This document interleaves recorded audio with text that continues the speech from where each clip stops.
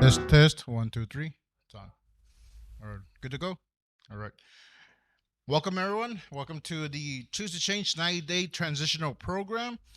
My name is Frank Salazar, and I'm a proud member of this program. The Choose to Change mentoring program is a self-supporting Christian-based group sponsored by the Choose to Change Foundation. There is no fee to attend this class, but we do encourage donations from our members and anyone who believes in what we do. The only requirement for membership is a sincere desire to change your life. We're on a mission to restore families by inspiring, challenging, and equipping men to become better fathers, husbands, and leaders in our community. So if you're ready to change your life, then you're in the right place. Through this program, you will learn exactly where to start your life change journey, tools and resources to keep you going, and a support system to help you reach your goals. The Choose to Change mentoring program believes in 3 key principles of life. 1, we believe that in the life-changing power of God through faith in Jesus Christ.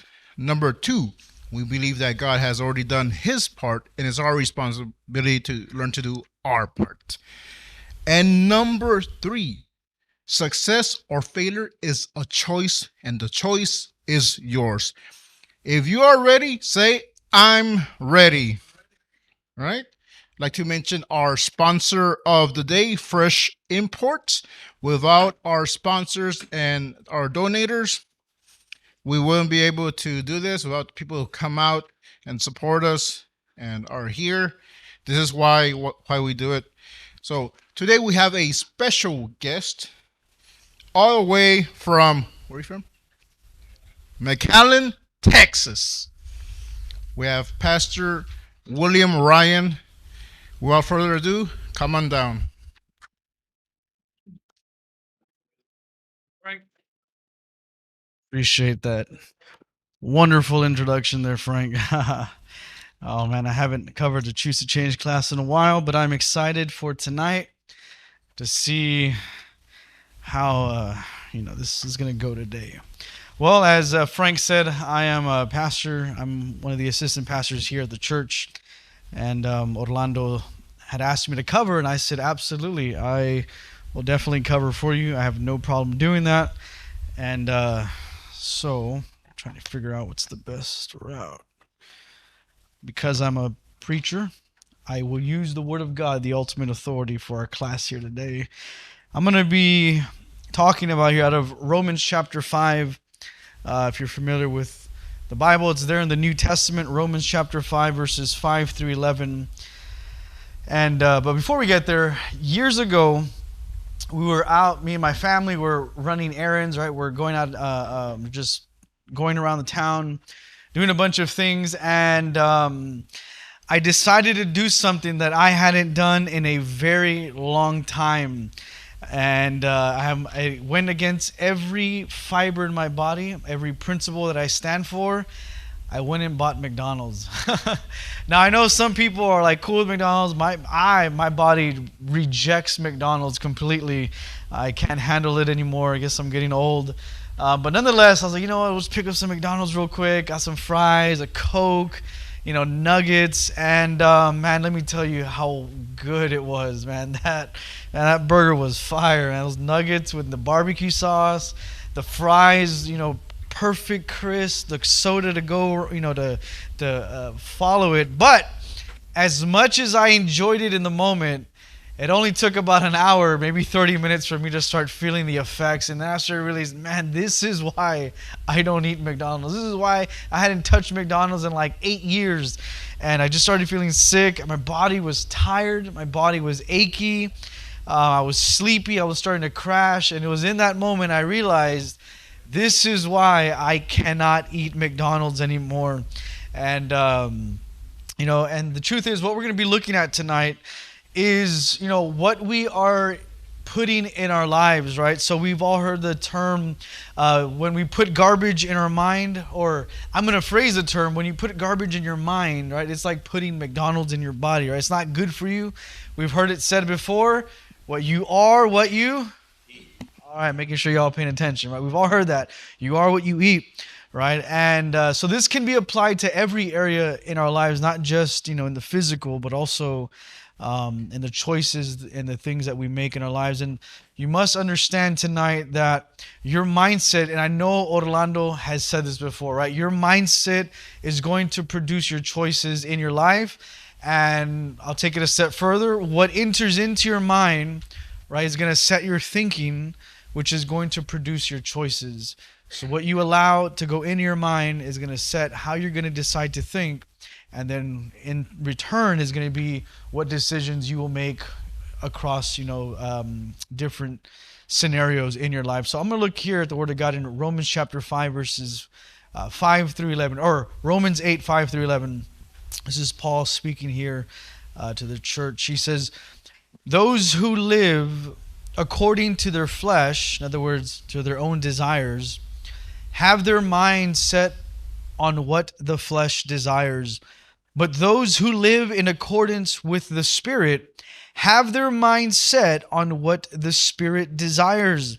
The mind is governed by the flesh, or the mind governed by the flesh is death, but the mind governed by the Spirit is life and peace. The mind governed by the flesh is hostile towards God. It does not submit to God's law, nor can it do so. For those who are in the realm of the flesh cannot please God. You, however, are not in the realm of the flesh, but in the realm of the Spirit.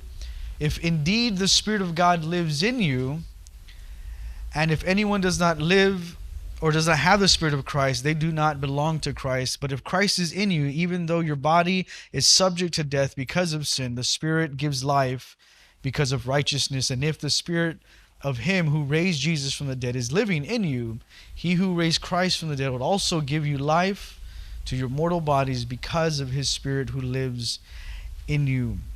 All right, so here Paul is pretty much just saying, look, what governs your life, right? Do you live according to your flesh, right? Do you live according to what you want to do in that present moment? Or are you governed by the Spirit? Because the truth is, we're all governed by something, right? We all like to think, well, I'm my own person, right? Or I make my own. No, you are. Someone tells you what to do, right? It's either going to be your flesh, what you want to do, to what makes you feel good, or it's going to be the things of God. So here, I want to look at two things, just two things tonight. One is you have to evaluate your mindset. And then the second thing we're going to look at as we close is redirecting your mindset. So the first thing is evaluating your mindset. And you have to ask yourself, what's shaping your mind? Because something's shaping your mind, right? And what's shaping that mindset that you have? And the definition of mindset is an established set of attitudes held by someone, or easier way to put it is a fixed state of mind, right? It's what your mind is set on. We've all know what a mold is, right? A mold is something that's hollow, that, when you fill that mold with something, it's going to take the shape of whatever that mold is. So if you make a mold, of a dinosaur, right? And you pour that mold that has a hollow cavity, but it has the outline of a dinosaur. When you pour it in with plastic and you open that mold up, it's going to be a what? Dinosaur, or whatever it is that mold is. Whatever material you use is going to take the shape of that mold. And the truth is, for your own life, right? What you decide to hear, to look at, to watch, whatever you allow in your mind is going to shape your mindset. It's going to shape how you view the world. It's going to shape the lens that you have in your life, that you're going to view everything that you come across with. So we have to be asking ourselves, okay, what am I allowing to shape my mind? What am I allowing or what am I allowing, or what have I allowed to shape my mind up into this point? I mean, it could be your upbringing, right? It could be your friends. It could be, music, TV shows. I mean, the list goes on and on. There's just a list of so many things that we can be allowing to enter in our minds. And sometimes it's good to evaluate, right? It's good to look back or to take a step back and say, okay, this is my life right now. And what have I been allowing to shape the way I think? Because ultimately that's going to be what you respond to, and that's how you're going to respond to things I found a story about a guy who had visited a mental asylum, and while he's there, this visitor, he asked the director, he says, okay, so what criteria was to define whether or not a patient would be institutionalized here? And the director tells the man, he says, well, he says, first we fill up a bathtub, fill it up with water. Then we offer them a teaspoon, a teacup, and a bucket. And we tell the patient, and we ask him to empty out the bathtub. And he says, okay, so what would you use? He asked the visitor. He says, well, I understand. He's like, that's pretty easy. A normal person would use the bucket because it's bigger than the spoon and the teacup. The director says, no, a normal person would just pull the plug. Would you like a bed by the window or not by the window? So here's this guy, right? He's quick to judge. And he says, oh, man, I would use a bucket. Like any normal person going to do that. You know, these other people are crazy trying to use a spoon. And the guy's like, no, you just pull the plug. You want a seat by the window? And, you know, how many times are we quick to judge others? Right? We look at someone and we immediately begin to judge their life. Oh, well, I would do things different than they, or I'm going to do it better than they're doing it. And we fail to evaluate our own life. Right? We're very quick to judge other people, but then we fail to realize that, no, we're the ones that need to be evaluated. We need to be checking our own self, our own heart. And there's someone in the Bible that knew a thing or two about this. And we've all heard of King David, right? King David here, he understood what this meant to evaluate his life. In 2 Samuel 12, you have here the prophet Nathan. What's happened here is David, he stole Uriah's wife, right? We all know the story of Bathsheba. He sees her from the rooftop, and he's like, man, I want that girl as my wife. So, you know, he calls her over to the palace. They sleep, you know, together. She gets pregnant. And then he calls her husband and tries to put him in the front battle lines, right? Because he wants him to die, to get killed. And finally, it ends up happening. He dies.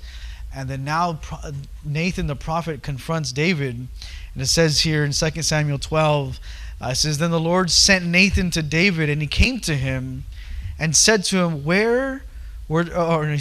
and he said to them, there were two men in one city, one rich and one poor. The rich man had exceedingly many flocks and herds, but the poor man had nothing except one little ewe lamb, which he had bought and nourished, and it grew up together with him and with his children. This is the poor man.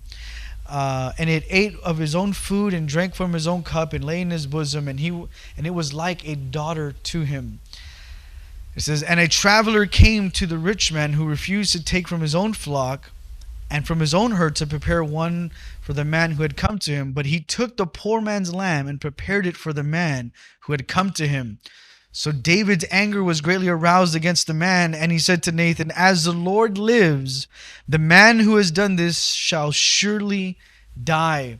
Not only that, but he's going to be forced to restore fourfold for the lamb because he did this thing and because he had no pity. Then Nathan said to David, you are that man. Right, so here he is, right? He hears this story. Never mind, he just took another man's wife, had her husband murdered, takes her into the palace, and he feels good about himself. And then here, Nathan comes, the prophet, tells him a story and says, look, this is what happened in the kingdom. There was a rich man, a poor man. Obviously, the rich man being David, the poor man being Bathsheba's husband. And, you know, but yet he went and took from her, or from Uriah there. And David, but he couldn't see it himself until he was able to judge some other random person that took a lamb. And he says, man, that person needs to be judged. And all of a sudden, what Nathan says, you're that guy. You are that man.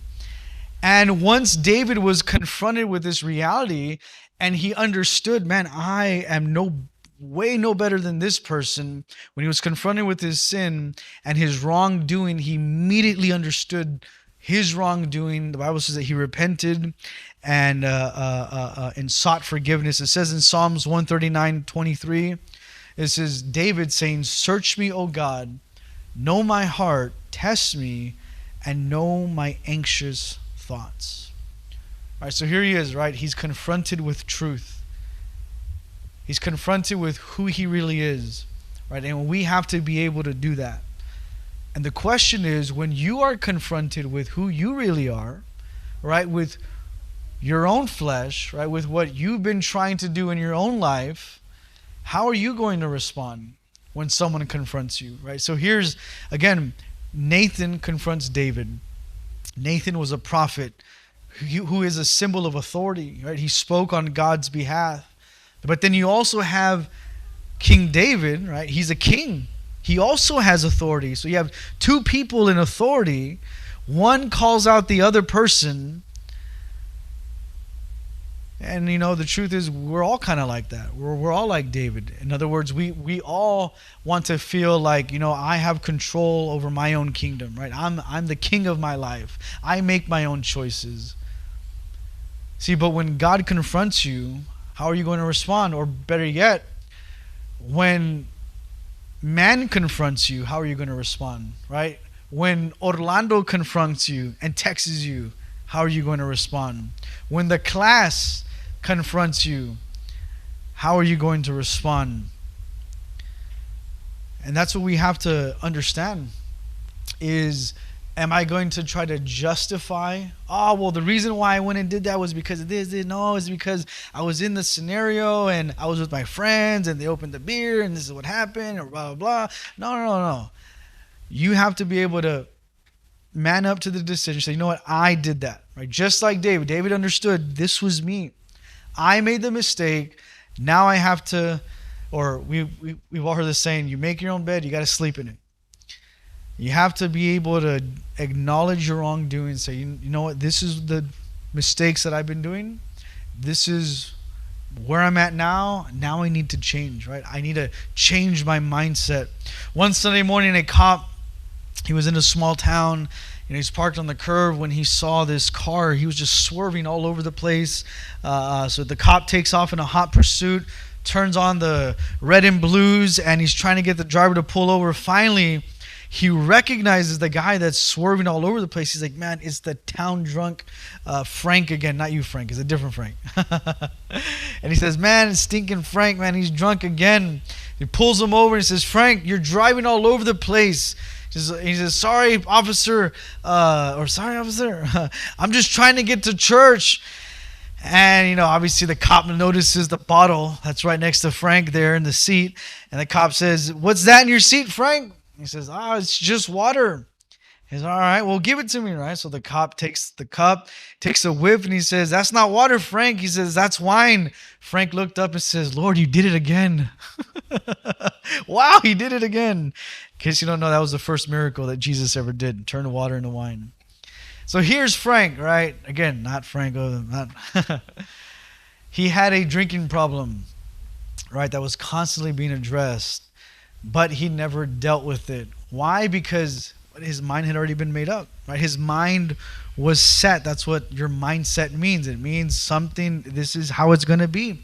It is now set in stone. And here, this guy in the story, he never learned to deal with his problem. Instead, he decided to just set his ways on that. The text that I read earlier in Romans chapter 8, verse 5 says, those who live according to the flesh have their minds set on what the flesh desires, right? On what they want to do, what pleases themselves. It says, but those who live in accordance with the Spirit have their mind set on what the Spirit desires. So again, the ultimate question is, what are you allowing in your mind? What have you been allowing in your mind up to this point? Right? There's, again, we can sit here and name off a bunch of things that we can allow in our minds if we're not careful. Anybody want to throw in some things? What are some negative things that we can allow in our mind? Anyone want to throw something in for free? Drinking? Okay. Yeah, that's like, yeah, work. You can get just all you want to do is work because it distracts you, right, from your problems, right? There's guys that will take an extra shift. That way they don't have to go back home to their wife. I'll just go home when she's asleep. I don't have to deal with her. I don't deal with the kids, and you just get so consumed in work that you forget about your children, you forget about your wife, you forget about all the other responsibilities, and all that's all you want to do is work and make money, and you get consumed in that. Right, so there's a host of things, right? We can go over drugs, pornography. I mean, just everything there that we can allow in our minds that can, if we're not careful, will bring destruction at the end of the day. The story goes about a mother. She's peeling vegetables. She's making a salad with her daughter. She had just came home from college, and the daughter had casually mentioned that she was going to go see a very questionable movie that evening.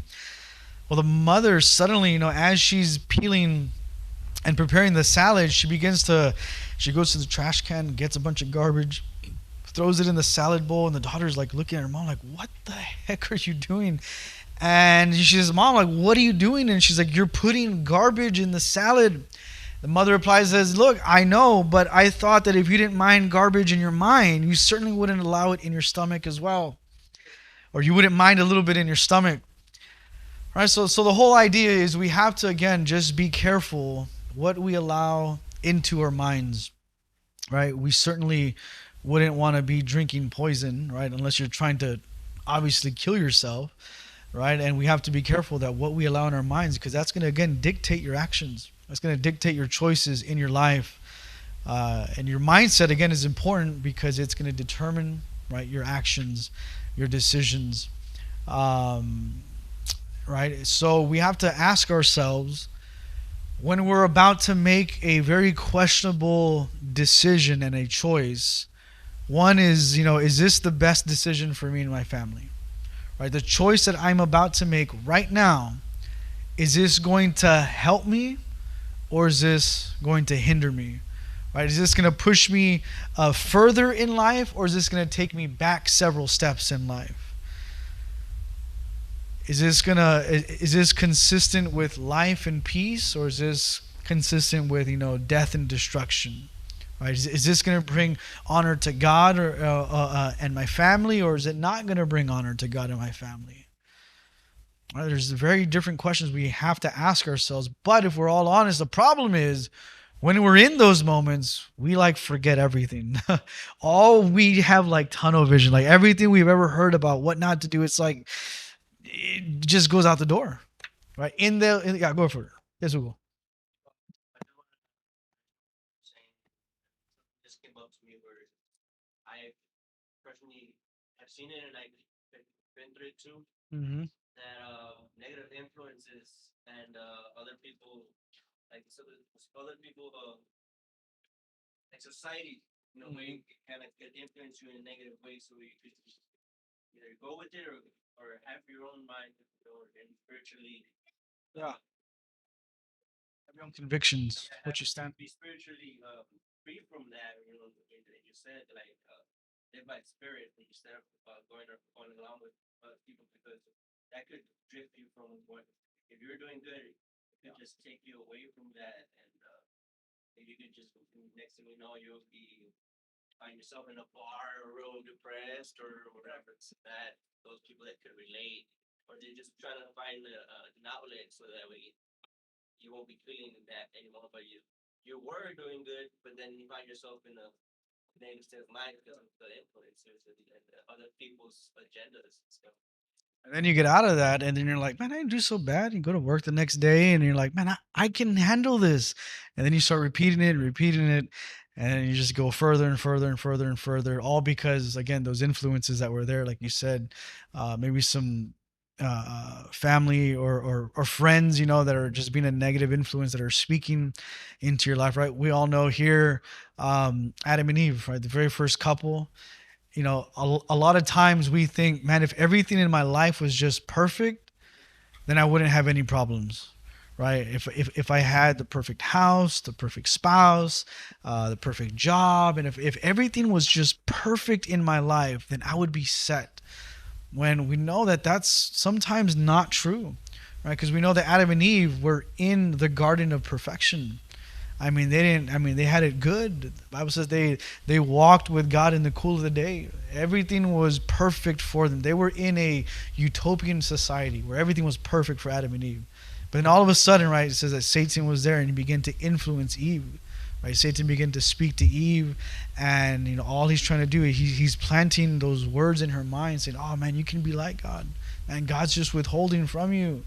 And sometimes we think, oh, it's just choose to change, man. They just don't want you to have fun. They want to take away the joys of life, or they want to put you into this certain mold.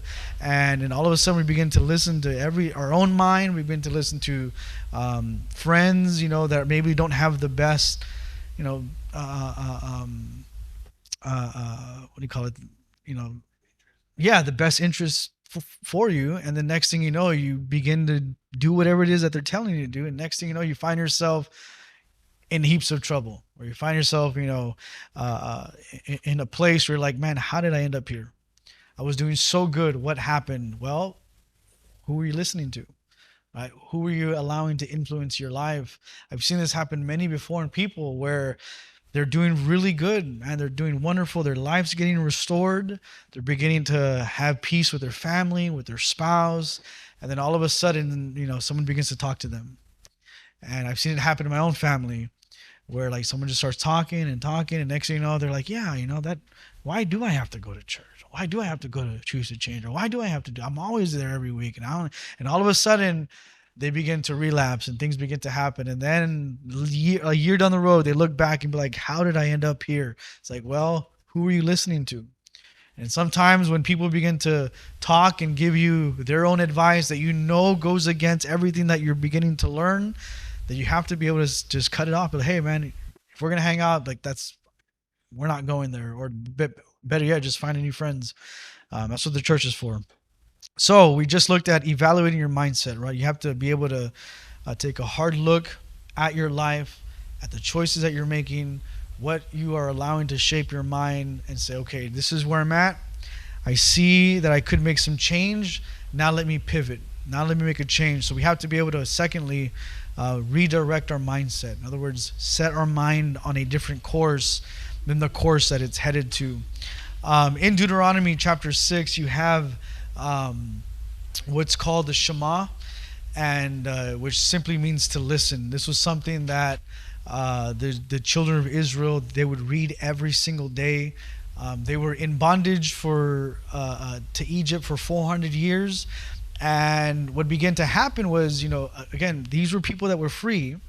Then they got overruled by the Egyptians, and then the Egyptians began to press and force their customs upon the nation or the people of Israel. So now Israel is beginning to pick up the practices of Egypt.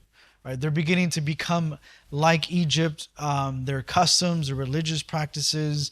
And then now what happens is, we know the story. God sends Moses to go in there, rescue his people. So all these people leave out of Egypt. They're now traveling through the wilderness. And when you read the book of Leviticus, that's where you see all these rules, right? You've all ever seen Leviticus. It says, don't shave the sides of your head. Don't eat shellfish. Don't wear clothes that are interwoven with different materials. And you think, man, why the heck did God have them do all of these weird rituals, right? There's over like 633 commandments that are in Leviticus. And think, why did God ask the children of Israel to do that? Well, one, because he wanted them to change their mindset. They were there enslaved for 400 years, 4 generations, and they began to pick up things that they were never intended to pick up. So God says, I literally have to deconstruct your thinking to have you produce different outcomes now that you're no longer in Egypt.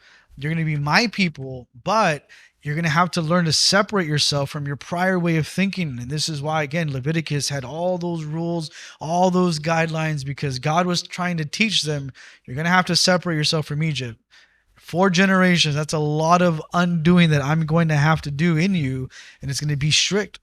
Right? Sometimes we feel like, man, the rules that are placed on me are too strict. Why do I have to text Orlando every day for 90 days? Like, that's crazy. We don't have to call him every day. Like, no, that's too strict. I'm my own person. Right? And here are these people, same exact scenario. God says, don't eat shellfish. But why? I like my shrimp. Don't shave the sides of your head. All these crazy things that to them are like, what's so wrong with that? But in God, he's trying to tell them, I want you to separate. You're going to be my people who are separated, and you're going to need to learn to do that. And someone say something? Oh, I thought someone made a comment here. Matter of fact, I'll just read it real quick. We're about to close anyway. Deuteronomy 6:1. A matter of fact, they would read this every single morning. In Deuteronomy chapter 6, verse 1, this was something that every Israelite would read every single day. Because again, it means to listen and for them to obey. It says, "Now this is the commandment, and these are the statutes and judgment which the Lord your God has commanded to teach you, that you may observe them in the land for which you are crossing over to possess, that you may fear the Lord your God, to keep all his statutes and commandments, which I command you, you and your son and your grandson, all the days of your life, and all the days, so that your days may be prolonged. Therefore, hear, O Israel, and be careful to absorb it, that you may be well with you, and that you may multiply greatly, as the Lord God of your father has promised you, a land flowing with milk and honey. Hear, O Israel, the Lord your God, the Lord is one. You shall love the Lord with all your heart, with all your soul, with all your strength. And these words I command you today that shall be in your heart. You shall teach them diligently to your children, and shall talk of them when you sit in your house, when you walk by the way, when you lie down, and when you rise up. You shall bind them on a sign on your hand, and they shall be as frontlets between your eyes. You shall write them on the doorposts of your house and of your gates." All right, so God's telling them, I want you to focus on what I'm beginning to teach you. He says, everything that we've taught you, he says, now you teach that to your children. Right? Everything that you learn in these classes, you go home, teach it to your family. Teach it to your little ones, to your loved ones. Say, hey, this is what I used to do. This is now what I'm learning in these classes, right? And he says, look, he's like, teaches to your son, your grandson. He says, why? He says, so that your life may be prolonged, right? We all want to have a prolonged life. Well, we're not going to have that prolonged quality of life if we keep doing, what we used to do. God says, no, I need you to change your thinking. And not only that, but also teach it to your family. Think about it. He says, teach them diligently to your children. He says, talk to them when you sit in your house. If we're honest with ourselves, sometimes when we get out of work, what's the first thing that people want to do? Sit in the couch, turn the TV on. We're tired, our brains hurt, our kids are there. Dad, give me some time. Dad, play with me. Dad, do this. And all we want to do sometimes is just sit there in front of the TV or be on our phones, be on the iPad. And here, your child is right there begging for your attention. And then we wonder why they're having problems in school with boys and girls and all these things. Well, because you as a father, you never give them attention. Therefore, they're going to get that attention from somebody else. You don't talk to them. You don't play with them. You don't hold their hands. We have to be careful. He says, talk to your children. Teach them when you sit down in your house, when you walk by the way, when you lie down, when you rise up. He says, this should be, and then he goes on to say, write them, bind them on the sign of your hand.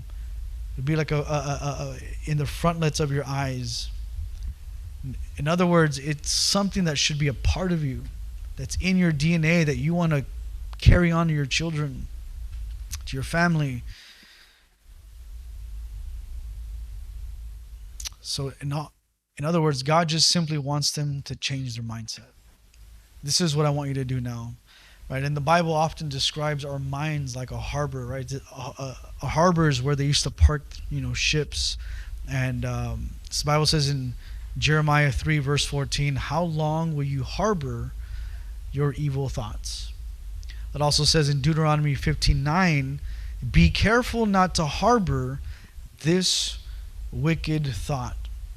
In other words, sometimes because of maybe what we've been influencing or what we've been allowing into our minds,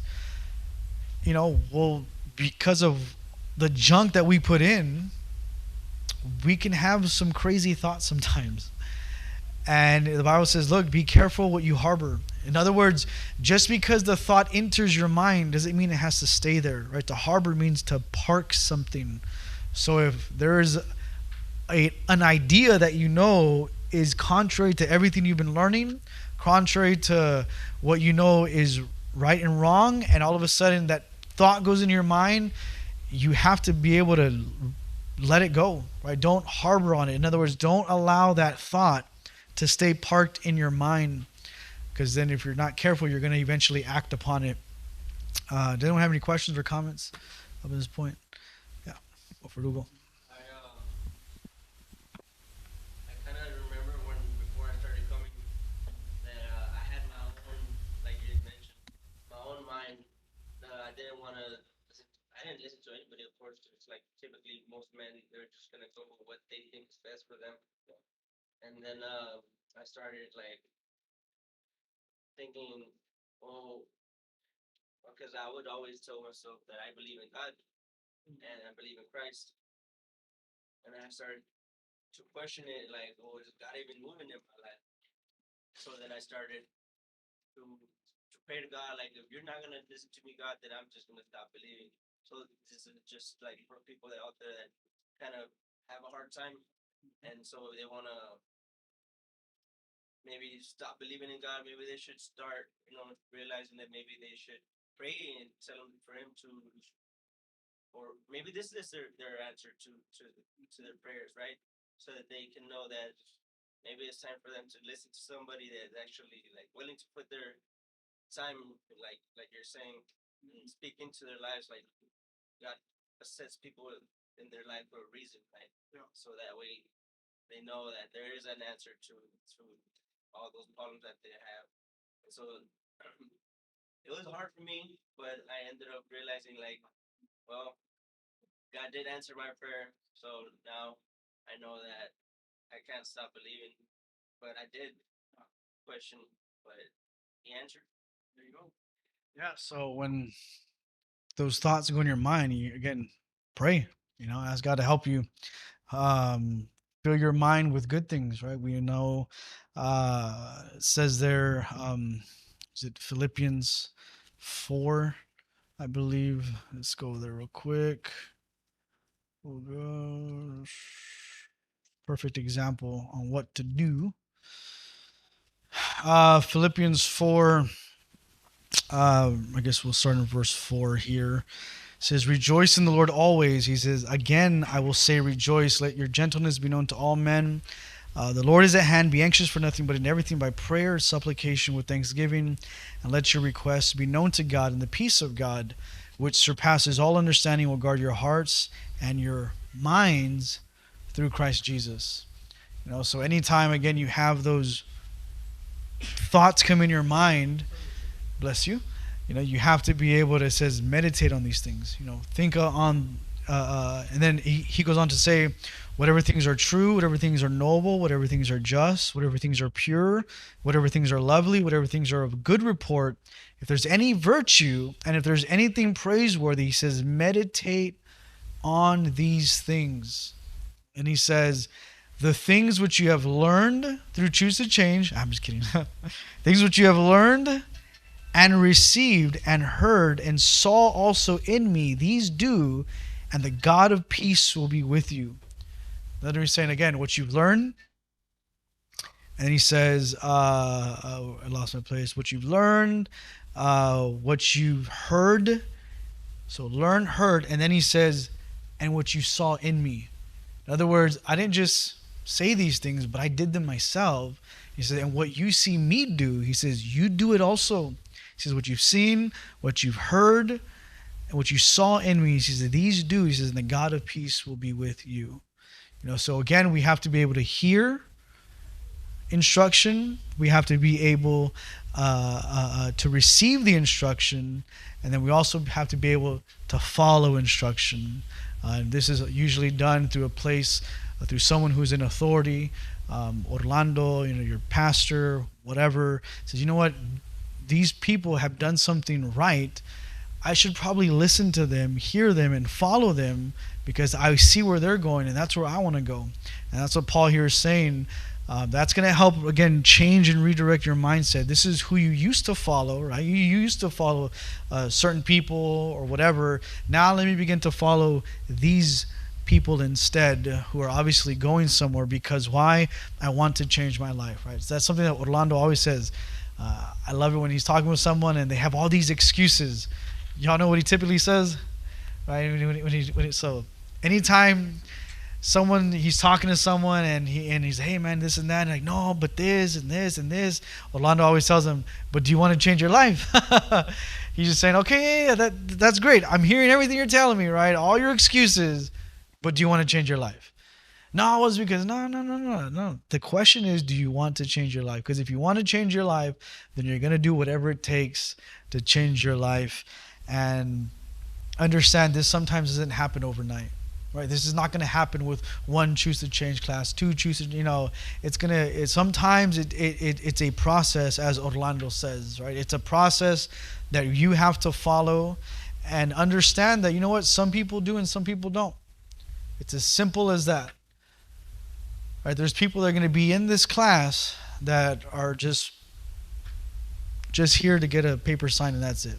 They don't want to change their life. Just sign my paper and I'll be on my way, and that's it. And then there's some people that are going to come, they're going to listen and say, you know what, I want to change my life. I want a different outlook in my life. I don't want to be the same person anymore, right? Because everything I've done has led me up into this point in my life. Now I need to change myself. And sometimes, again, it may take time.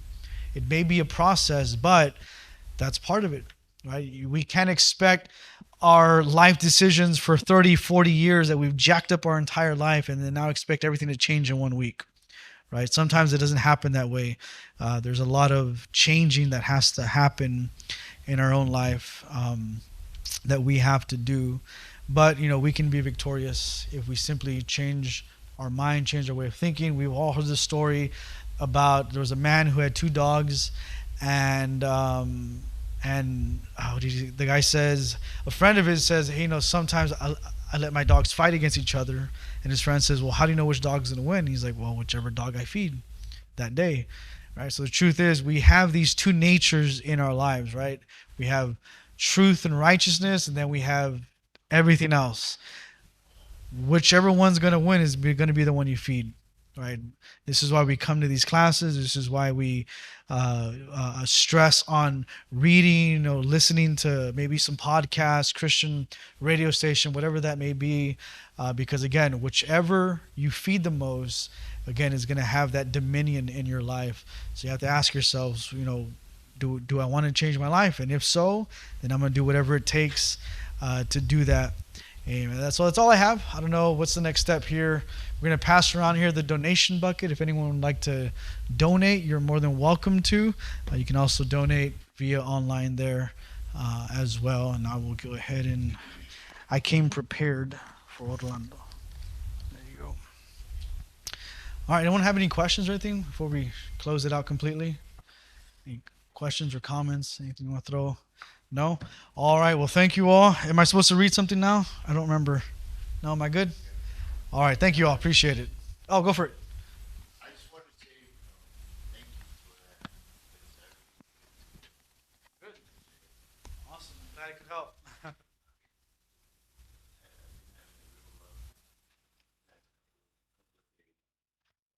Yeah. The key is just staying connected, man. Staying connected with people in the class.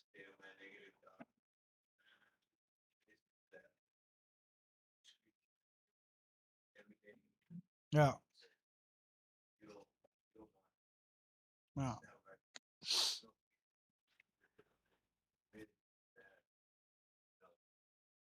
And your voice sounds like my voice in my head. Sometimes we all can go through that, man, where it's like we hear, all these things in our own mind, and that's why they say an idle mind is the devil's playground. You gotta stay busy sometimes, stay active, reading or doing something, being involved in the church, working out is really good, going for a run, doing some push-ups, things like that, just trying to stay active, keep our minds sharp. That's super, super important with that.